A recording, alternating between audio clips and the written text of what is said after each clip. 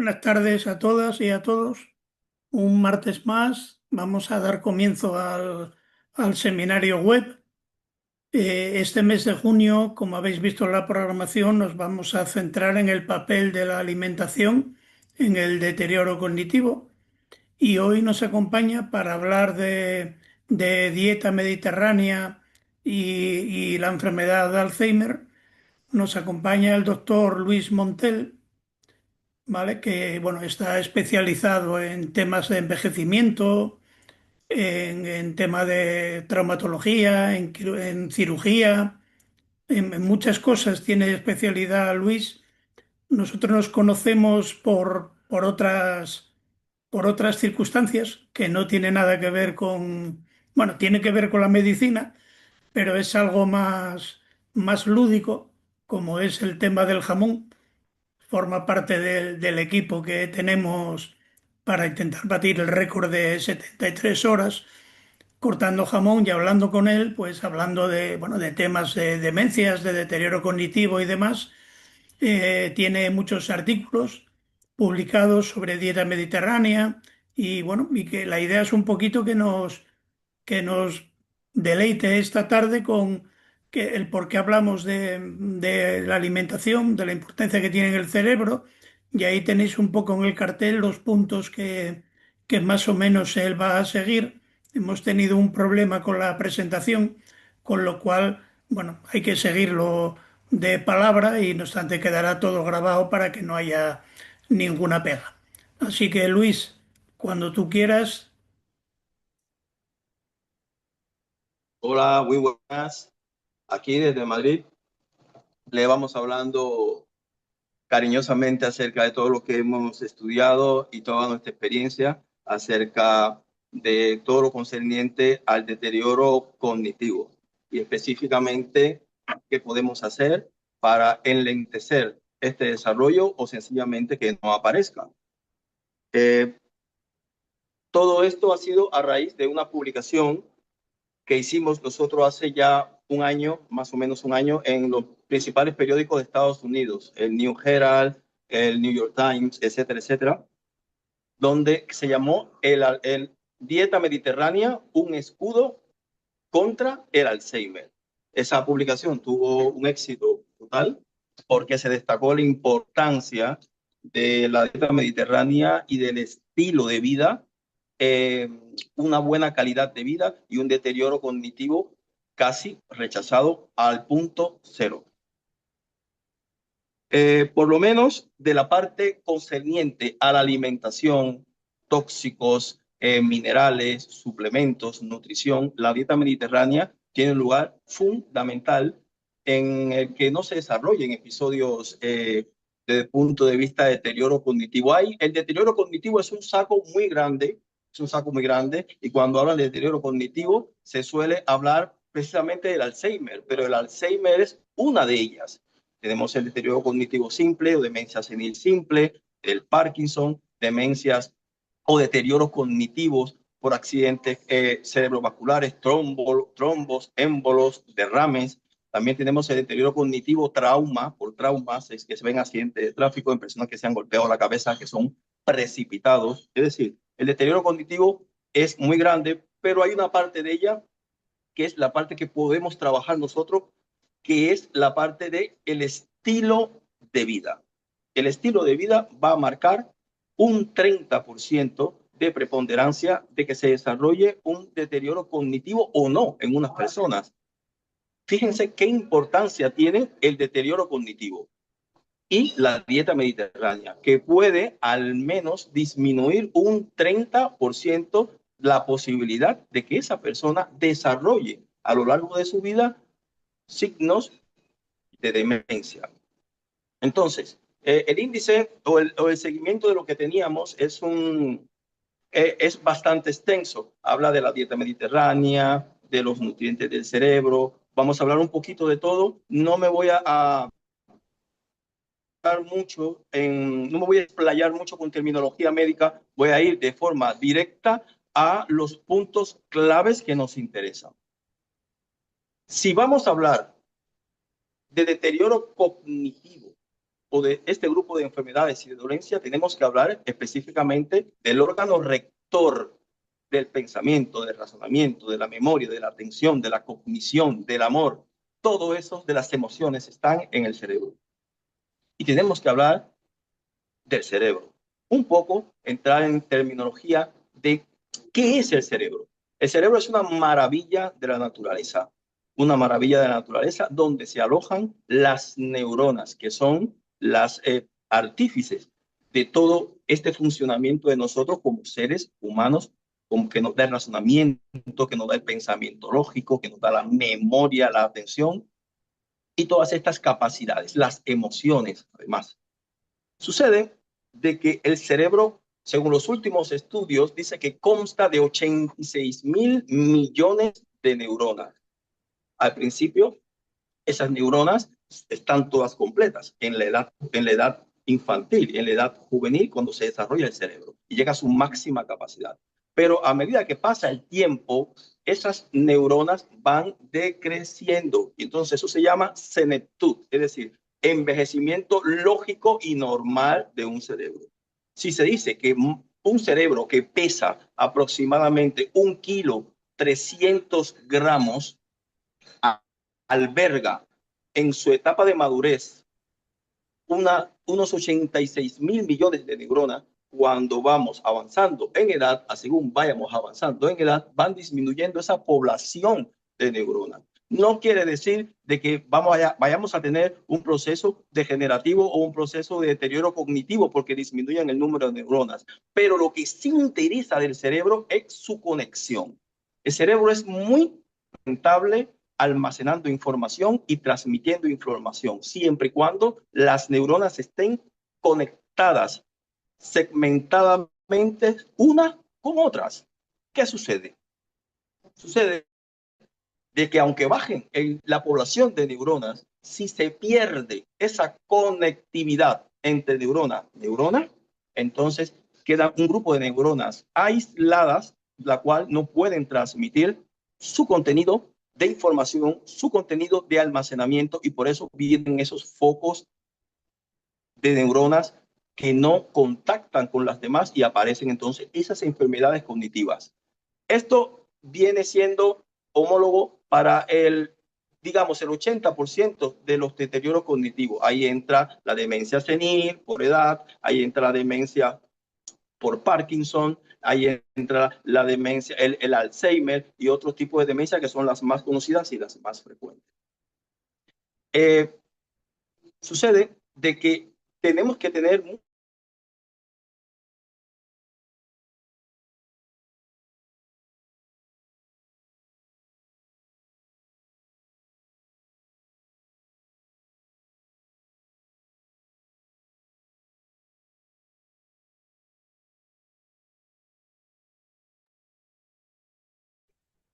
Se ha quedado pillado, ¿no?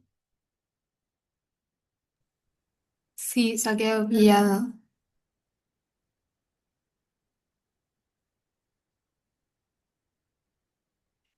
¿Me tenéis? Ahora sí, ahora Luis. Ahora sí. Lo delante se estaba escuchando, ¿se vio? Lo de delante, lo que hablé anteriormente. Sí, Vale, pues continúo.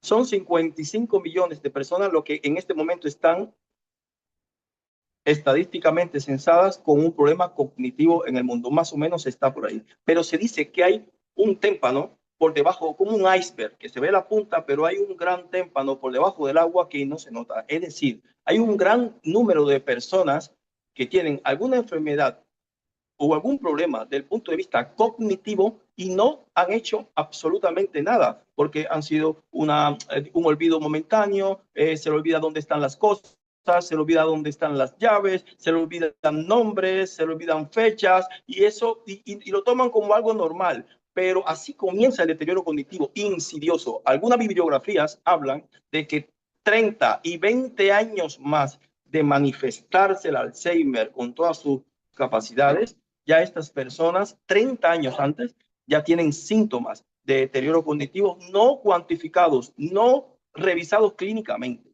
Pero entonces, la prevención también juega un papel importante. Educar a nuestra población, educarla en que si hay amnesias focales, falta de concentración, puede ser cansancio, puede ser estrés, pero también puede haber alguna enfermedad de tipo de deterioro cognitivo subyacente. Hablando y siguiendo la ruta de esta situación, ya conociendo al cerebro que tiene esa cantidad de neuronas, que tiene un peso de 1 kilogramo, específicamente 1.300 gramos. Eso es en la normalidad, según el sexo, la mujer y el hombre, y según el tamaño corporal, la masa corporal va a ser el tamaño del cerebro.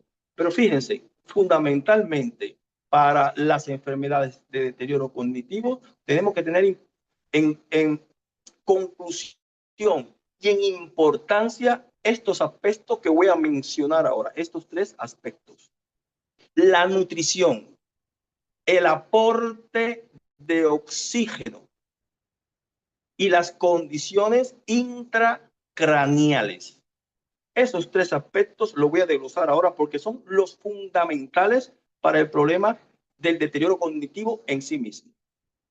¿Qué necesita el cerebro? ¿Qué necesitan las neuronas para estar trabajando al 100%? Que en cuanto se les estropea ese servicio, empiezan a decrecer, empiezan a morir y empiezan a desconectarse.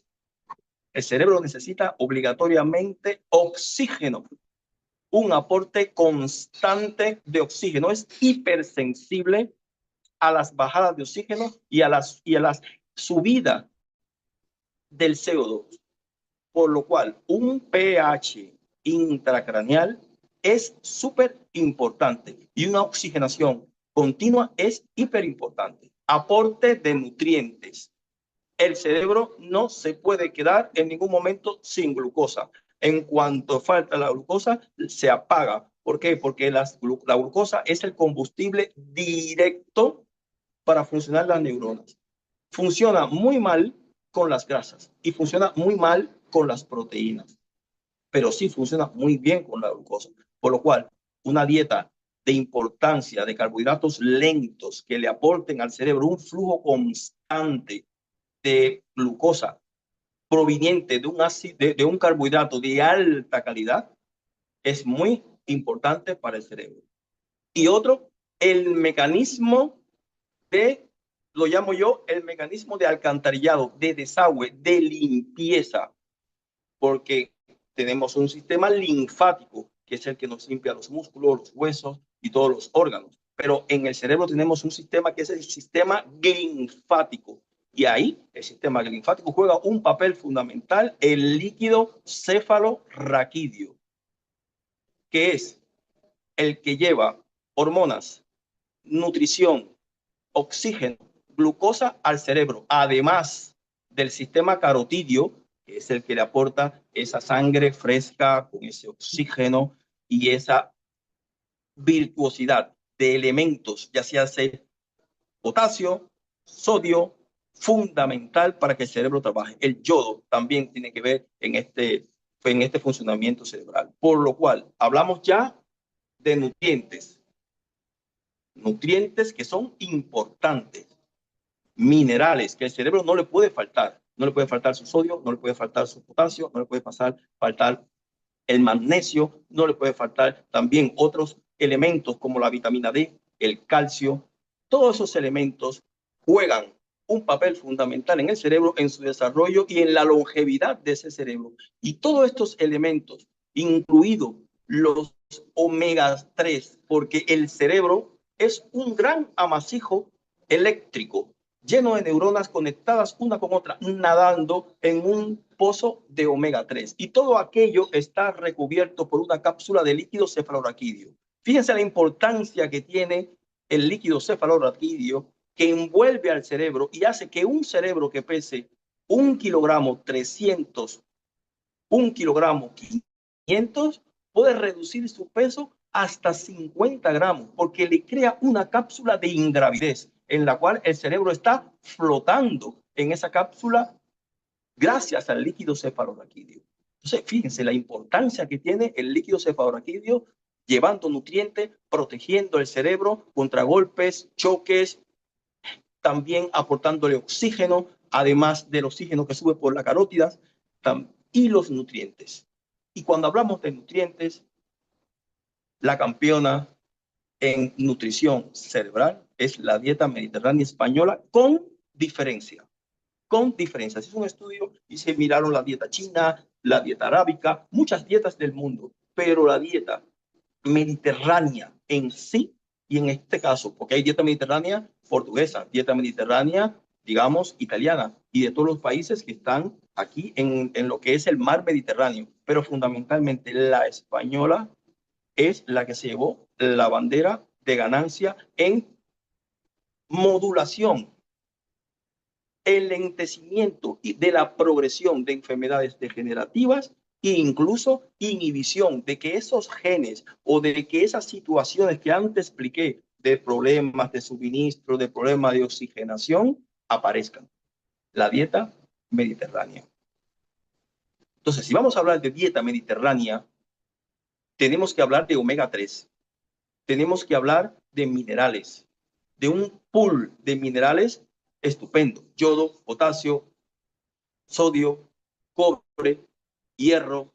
Todos estos están en la tierra, y esos vegetales, esas verduras que estupendamente forman parte del 50% de la dieta mediterránea, porque la dieta mediterránea es 50% verduras y vegetales, un 25% de carbohidratos y un 25% de proteínas. Esa sería la división estupenda para que fuera una dieta mediterránea estricta, equilibrada, de ganancia, antitóxica, para que no se desarrolle, por lo menos por el estilo de vida, ningún problema cognitivo. ¿Qué tiene España a gran diferencia de las otras, los otros países? Tenemos un producto nacional estupendo que marca seriamente la diferencia en la nutrición cerebral: el aceite de oliva virgen extra. El aceite de oliva virgen extra, con esa cantidad de taninos, con esa cantidad de yodo, con esa cantidad de antioxidantes y minerales, que van a hacer que automáticamente que nosotros los consumamos va a ser suavizar esas arterias, mejorar el flujo sanguíneo, nutrir esas neuronas y esos elementos trazas, ya sea yodo, cobre, sodio, también están metidos en el aceite de oliva, con esa gran cantidad de taninos que funciona como antioxidante.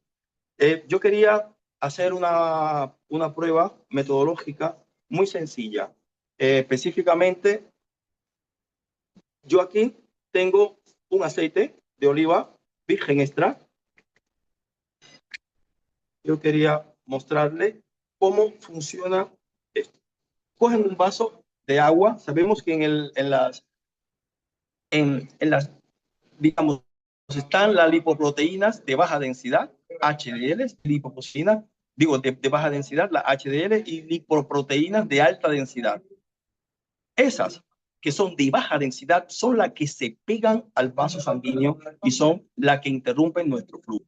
En este caso, el aceite de oliva contiene todas esas lipoproteínas de alta densidad. Si hacemos, y podemos hacer una prueba, en un vaso de agua, echamos el aceite de oliva. ¿Cómo se ve? El aceite de oliva va inmediatamente a la superficie, se homogeniza con la superficie, pero nunca va al fondo del vaso. Se mantiene en la superficie y ahí flota y puede ir a todos los rincones de nuestro organismo. Asimismo pasa en nuestros vasos sanguíneos. El aceite de oliva se queda en la parte de torrente sanguíneo, en la parte de arriba, por lo cual puede moverse a todo nuestro organismo. Y lo podemos mover, y ven que ahora mismo se ha quedado en una película, y cuando los movemos, él vuelve a su forma inicial de burbuja. Esa burbuja está llena de oxígeno. Esa burbuja es alcalina, por lo cual, al llegar a nuestro cerebro es automáticamente captado como sustancia nutritiva por nuestras neuronas. Esto es una parte de la dieta mediterránea fundamentalmente, porque no existe dieta mediterránea si no existe el aceite de oliva. Es una gran verdad. Seguimos. Las verduras, los vegetales, todas las verduras de hoja verde, los pimientos verdes, las espinacas, la col, las acelgas, todas estas verduras que nosotros la tenemos aquí en España, que somos ricos, la tenemos en las que nuestro campo la produce y que la mayoría de ellas se exportan y que la costumbre de comer verduras ya aquí no está tan al 100% como está en la Europa alta, como dijéramos Holanda, Alemania, comen muchas más verduras que nosotros. De hecho, están importando nuestra verdura. Y aquí, ¿cuál es la lucha con nuestros jóvenes? Dejar las hamburguesas, dejar la comida chatarra, toda esta comida que es frita, toda esta comida que llevan harinas, que son empanadas y todas estas cuestiones que no alimentan, que lo que nos acidifican, y dejar de comer este tipo de alimentación, incluir los alimentos cocidos, la dieta mediterránea, el aceite de oliva en crudo, las ensaladas, comer pescado, fundamentalmente como la proteína premium de la dieta mediterránea. El pescado debería ser fundamentalmente, si tenemos 7 días de la semana, el pescado no debería ser menos de 3 a 4 días. Los otros 2 días deberían de ser de huevo y un solo día para la carne roja. Debería ser así. Un solo día para la carne roja y no pasa nada por pasar una semana sin comer carne roja, porque realmente las ventajas nutricionales del pescado son enormes, abismales, grandes en cuanto a la carne roja. ¿Qué podemos decir de la dieta mediterránea? Los carbohidratos. Los carbohidratos deben ser carbohidratos fundamentales, el trigo, el arroz, pero ¿de qué manera sería este tipo de carbohidratos?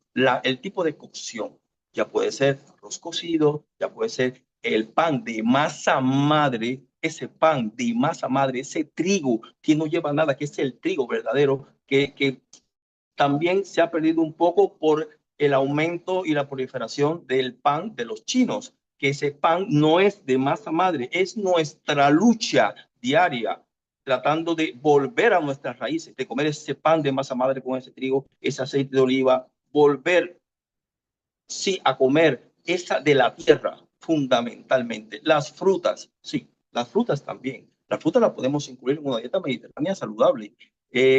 Digamos, 2 raciones, 2 piezas de frutas al día, suficiente. Puede ser un plátano, una manzana, pueden ser kiwis, pueden ser cualquiera de estas frutas que son, digamos, objetivamente producidas en España, pero no más de 2.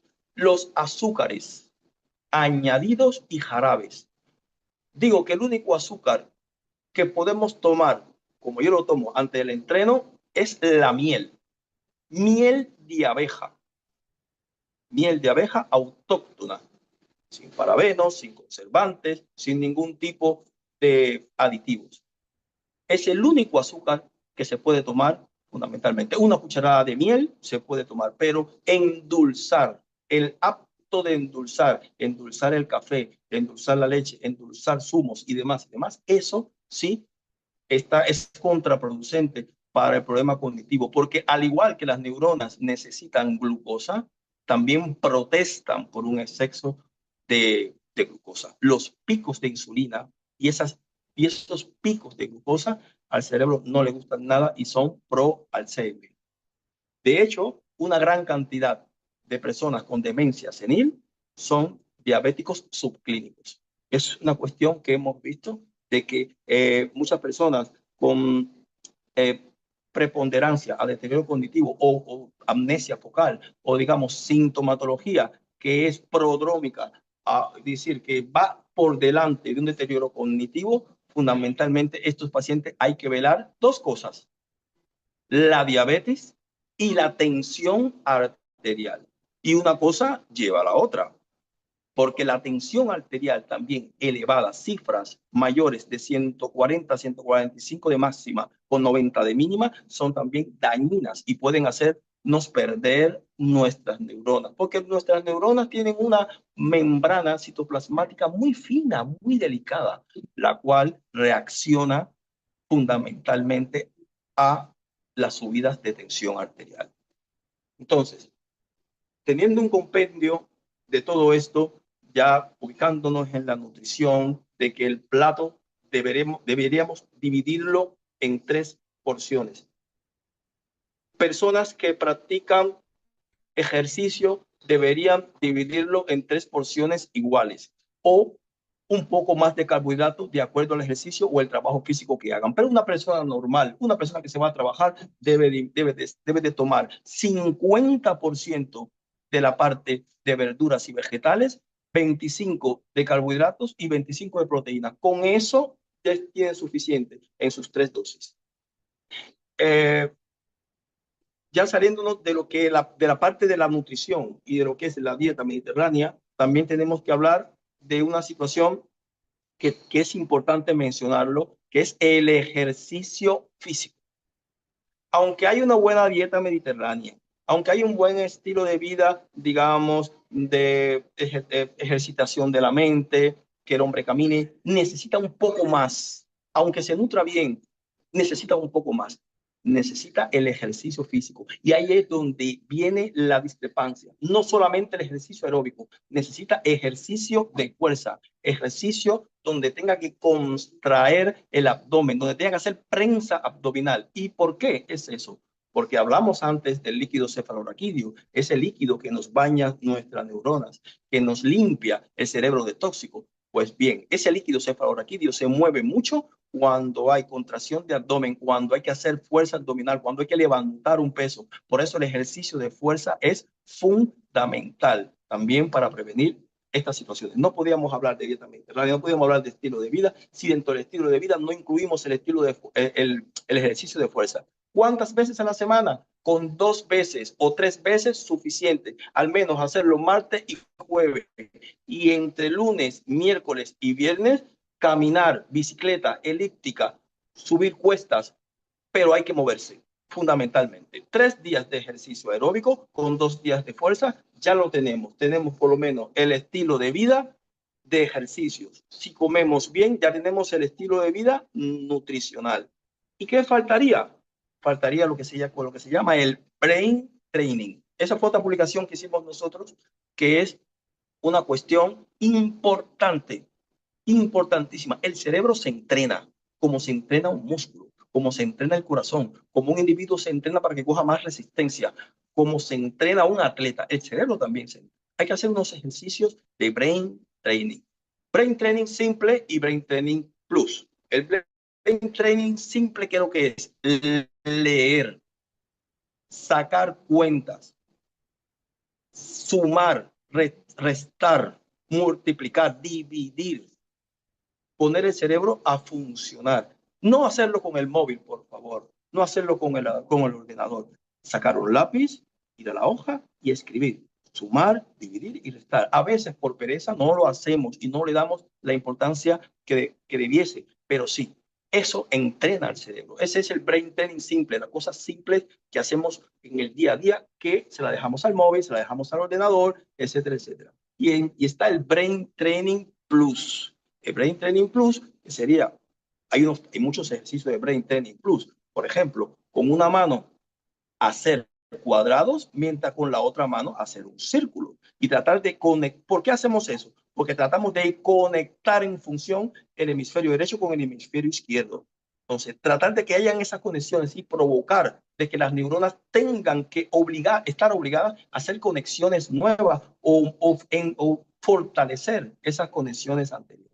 Entonces, el Brain Training Plus, ese es un ejemplo. Otro que puede ser, no pasa nada por querer tocar un instrumento, ya se hace guitarra, ya se hace piano, ya se hace trompeta que le guste, o una actividad, cantar o teatro, memorizar textos, volver y decirlos. Eso también es el Brain Training Plus. Entonces, hablando y concretando, ya para para no extenderme más en esta charla, concretando en que el cerebro es un gran amasijo de neuronas bañadas en una red de omega 3, recubierta por las meninges, que son los que las protegen, y por el líquido cefalorraquídeo, que es el que hace que el cerebro se mantenga en su lugar. La nutrición, fundamental. Alcaliniza nuestro cuerpo, alcaliniza el cerebro, aporta oxígeno y aporta todos esos nutrientes que el cerebro va a necesitar para su desempeño. ¿Y qué podemos hacer nosotros? Sí, salir del sillón, levantarnos del sillón, dejar el televisor, dejar el móvil, darle 1 hora al día, por favor. 1 hora al día a nuestro cerebro. Lo agradece, es muy agradecido. No se imaginan la plasticidad neuronal. He visto pacientes con accidentes de tráfico que no han podido caminar, que se han dado golpe en cabeza y decían, bueno, no va a caminar. Pero con el empeño, la rehabilitación y el tiempo, estos pacientes han vuelto a caminar y han vuelto a la vida. Tenemos uno que participó ahora en la San Silvestre. Tuvo un accidente de tráfico hace unos 4 años con un golpe en región frontal y mira, hace unos 4 años y a 4 años vista ya participó en la última San Silvestre. Es decir, la plasticidad neuronal y la capacidad del cerebro cuando se hacen bien las cosas es infinita. Por lo cual nosotros vamos a promover, porque el objetivo de todo esto es promover la plasticidad neuronal. Y a cualquier síntoma, no dejarlo al abandono ni a la pereza. Si tenemos foco de memoria, si tenemos muchos olvidos, si a veces nos olvidamos de nombres importantes, de fechas importantes, de cumpleaños importantes, no dejarlo a un lado, como que es normal. No, vigilarlo. El cerebro también se vigila. Si te duele el pecho, vas al cardiólogo. Si te sale algo en la piel, vas al dermatólogo. Pero al cerebro siempre lo dejamos de último. Otra cosa, hay unas manifestaciones que son las manifestaciones visuales. Si vemos moscas volando, si tenemos problemas de vista y que se han acentuado en un corto lapso de tiempo, también sería objetivo de verlo por oftalmología y por neurología, porque se ha visto también a veces asociados problemas visuales a problemas del deterioro cognitivo, cambios de carácter, irritabilidad, insomnio, mucho insomnio por la noche, que incluso no mejora ni con benzodiazepina ni con farmacología, también es propicio de verse por especialistas. Entonces, bueno, ya hasta aquí he tratado de ser todo lo más certero posible y bueno, he abierto cualquier pregunta, cualquier situación para aclararla. ¿Os habéis entendido? ¿O no me habéis entendido? Todo. He tratado de ser lo más ligero, sin terminología médica. Muchas gracias, Luis. Yo creo que, bueno, un punto de vista muy interesante, el tener la mala dieta como un factor de riesgo totalmente modificable, a incluir dentro de los 14 factores de riesgo que ahora mismo se supone que existen para el deterioro cognitivo, ¿no? Y luego me hace gracia lo que comentas del Brain Training Plus, que me suena mucho al Pilates mental para crear nuevas redes neuronales. Te recomiendan ducharte con la mano menos dominante, cambiar las rutinas, para que tu cerebro vaya creando nuevas redes neuronales y generar también el alimento de la neurotrofina, que junto con el oxígeno y puede ser, bueno, es un alimento para el cerebro, junto al oxígeno y el azúcar, ¿no? Entonces me ha sonado familiar el llamado de otra manera, el Brain Training Plus, a esto que te comento del Pilates mental. No sé si Sí, alguien comenta. sí, sí. Tiene mucho que ver con el pilate mental. Incluso es, digamos, una evolución de ese pilate mental que, bueno, que hasta hace poco se llamaba así y se tiene así conformado, pero que ahora con el problema de las redes sociales, la inteligencia artificial, las nuevas generaciones, se ha creado un Brain Training Plus que lleva un paquete más grande. Empezamos por ahí, sí, cambiar de mano, dominante, demás y demás. Pero lleva mucho más de ejercitación. Incluso el Brain Training Plus va por porcentaje, a un 10%, a un 20%, a un 50%, hasta que ya llegues a un 80% o a un 90%. Muy difícil alguien llega a un 100% porque tenía que tener un IQ. Se dice que los que llegan a un 100% del Brain Training Plus tienen un IQ de 160, de 150. Es un IQ muy alto para llegar a ese tipo de Brain Training. Porque lo que hace el Brain Training es que si tú tienes un nivel cognitivo alto, que te mantengas en ese nivel cognitivo alto. Ya se hace ingenieros, pilotos, fundamentalmente. Hay muchos médicos haciéndolo, es decir, gente que tengan que necesariamente dar el 100%, porque si un cirujano va a operar un corazón abierto, ese cirujano tiene que tener el 100, casi el 100% de toda su capacidad neuronal, porque ya si tiene focos de que dudas, porque a lo mejor la arteria esta no la es, y a lo mejor, ¿sabes? No puede permitirse ese lujo. Entonces, un piloto no puede dudar, porque una duda de un piloto puede causar muerte, sí puede causar un desastre. Por lo cual, hay personas específicamente que pueden llegar al brain training 80%. Pero bueno, normalmente con un brain training de un 10%, de un 20%, un mortal está muy bien para todas las funciones diarias de la vida, del día a día.